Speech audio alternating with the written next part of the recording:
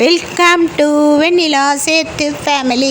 நீங்கள் பார்த்துக்கொண்டு இருப்பது காஞ்சிபுரத்தில் இருக்கும் வெள்ளைகேட்டாண்ட ராஜகுபேரர் கோவில் ஃப்ரெண்ட்ஸ். பாருங்கள், நல்லா இருக்குது ஃப்ரெண்ட்ஸ்.